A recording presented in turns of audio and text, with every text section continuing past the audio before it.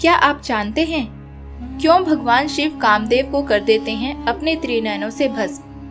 Video में आगे बढ़ने से पहले अगर आपने हमारे चैनल महादेव दर्शन को सब्सक्राइब नहीं किया है तो जल्दी से सब्सक्राइब करें और बेल आइकन पर क्लिक जरूर करें ताकि हमारे चैनल से जुड़ी लेटेस्ट जानकारी आपको सबसे पहले मिले। तो चलिए दोस्तों, अब जानते हैं भगवान शिव ने अपने त्रिनयनों से आखिर क्यों कामदेव को भस्म किया। इस संसार में यदि किसी ने शिव को जानने की कोशिश नहीं की तो वह स्वयं में अधूरा है और उसका जीवन अधूरा है। भगवान शिव को दुनिया भोले बाबा के नाम से जानती है क्योंकि उनके सीधे और सरल स्वभाव के कारण वह अपने भक्तों पर सदा ही कृपा करते आए हैं। वहीं अपने सरल स्वभाव से परे भगवान शिव अपने रौद्र रूप में आ जाए तो आकाश पाताल सब थर थर कांपने लगते हैं और भगवान शिव भी क्रोध के लिए जाने जाते हैं।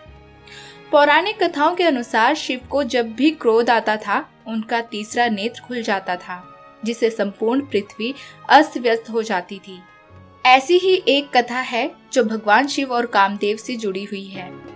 जब कामदेव को भोले बाबा ने भस्म कर दिया तो उनकी पत्नी रति वहीं विलाप करने लगी। जब शिव का क्रोध शांत हुआ तो उन्होंने रति को वचन दिया कि उनका पति श्री कृष्ण के पुत्र के रूप में जन्म लेगा।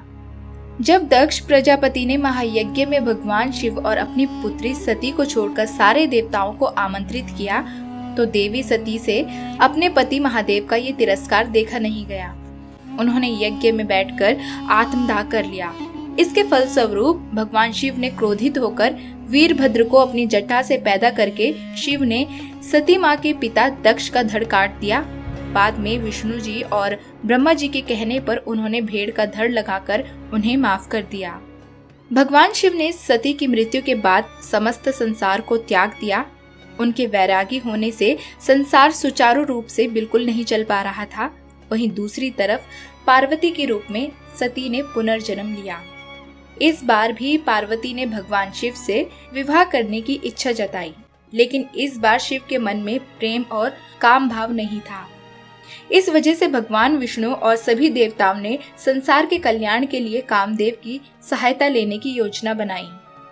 अपने पति देवी रति के साथ मिलकर कामदेव शिव के भीतर छुपे काम भाव को जगाने का प्रयत्न करने लगा। उस समय भगवान शिव तपस्या में लीन थे।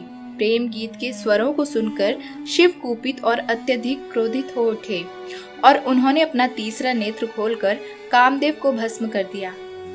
अपने पति की राख को अपने शरीर पर मलकर देवी रति जोर जोर से विलाप करने लगी और शिव से न्याय मांगने लगी। जब शिव को ज्ञात हुआ कि ये सब संसार के कल्याण के लिए देवताओं की बनाई योजना थी तो शिव ने रति को वचन दिया कि उनका पति यदुकुल में श्री कृष्ण के पुत्र के रूप में जन्म लेगा, जो कि उन्हें शंबासुर के महल में एक योजना के तहत मिलेगा। एक और पौराणिक ग्रंथ में भगवान शिव के द्वारा कामदेव को भस्म करने की कहानी का वर्णन शिव पुराण में इस प्रकार है कि पत्नी सती अपने पिता द्वारा आयोजित यज्ञ में अपने पति भोलेनाथ का अपमान सहन नहीं कर पाती है और यज्ञ मंडप में कूदकर आत्मदाह कर लेती है। जब यह बात शिव जी को पता चलती है तो वे अपने तांडव से पूरी सृष्टि में हाहाकार मचा देते हैं। इससे व्याकुल सारे देवता भगवान शंकर को समझाने पहुंचते हैं। महादेव उनके समझाने से शांत होकर परम शांति के लिए गंगा तमसा के इस पवित्र संगम पर आकर समाधि में लीन हो जाते हैं। इसी बीच महाबली राक्षस तारकासुर अपने तप से ब्रह्मा जी को प्रसन्न करके ऐसा वरदान प्राप्त कर लेता है जिससे कि उसकी मृत्यु केवल शिव पुत्र द्वारा ही हो सकती थी। यह एक तरह से अमरता का वरदान था क्योंकि सती के आत्मदाह के बाद भगवान शिव समाधि में लीन हो चुके थे। इसी कारण तारकासुर का उत्पात दिनों दिन बढ़ता जाता है और वो स्वर्ग पर अधिकार करने की चेष्टा करने लगता है।